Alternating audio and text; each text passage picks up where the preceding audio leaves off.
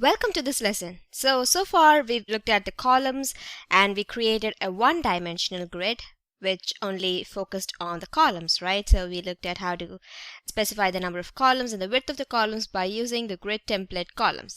So now let's look at the rows, because so far, depending on how many columns the grid has and depending on the number of elements in the div container, that is number of grid items, the rows were automatically selected. For example, if there were 2 columns, then since there are 6 different grid items, we had 3 different rows in here. So the rows were automatically created.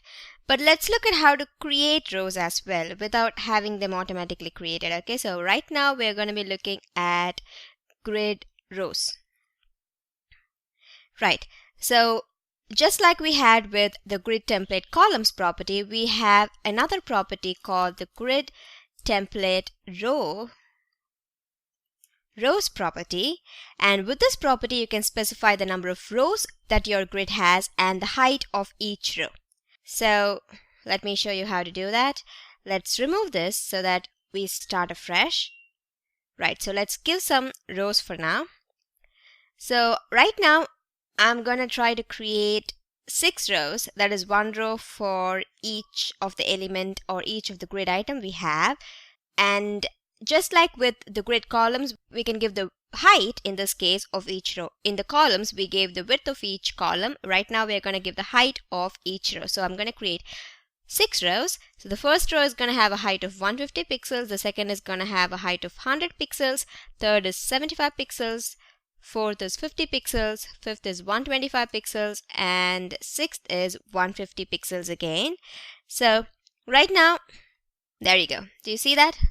So we have 6 different rows with different properties. So this is 150 pixels, 100, this is 75, 50, 125, and finally another 150.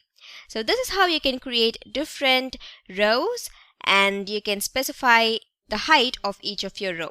Okay, you can actually add columns to this property as well. That's what makes it a 2-dimensional grid, right? If you have rows as well as columns. Let me add some columns to this. So I'm going to be using the grid template columns property, and I'm going to create 2 columns per row. So I'm mentioning it in such a way that every row has 2 columns with the same width, that is 1 FR, 1 fraction. So look at what happens right now. So there are only 3 rows right now, but the height we added for the other 3 rows are still there. So there is still empty space in here, and since we gave a border for the entire container, we can actually see that border. Okay, so there's empty space in here, but only 3 rows were actually filled. So this is how you can manipulate both the rows and columns to create any 2-column layout that you want. That is a 2-dimensional grid layout.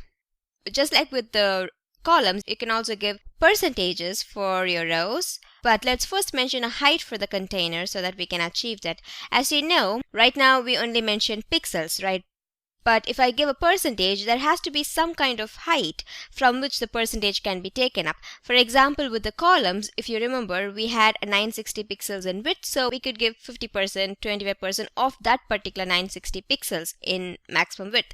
So similarly, let's give a height for our grid container. So I'm going to be giving it a maximum height of, let's say, 960 pixels. So that means it's going to take up 960 pixels as the maximum, not the minimum. It's going to be 960 pixels as the maximum. And in grid template rows, let's make this auto. 6 rows. So we have 6 rows. Each of it is auto. So what auto means is, based on the text inside our grid item and based on the padding and everything, it's going to take up the height. Okay, so there's no fixed height, it's just automatically created based on the text and the padding. Alright, so there are 2 columns, there are 6 rows, and there's maximum height and maximum width. Let's see what happens right now.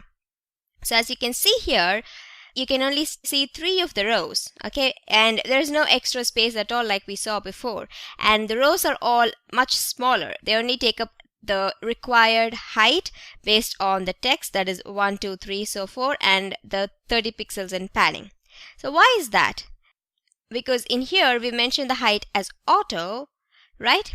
and the maximum height is 960 pixels. It's not the minimum height, only the maximum. So it only takes up the space that it needs to take up and it leaves the rest of it off. So this is similar to how the default behavior was when we only specify the columns in the earlier parts. So let's look at percentages in the next lesson. I'll see you there. Thank you.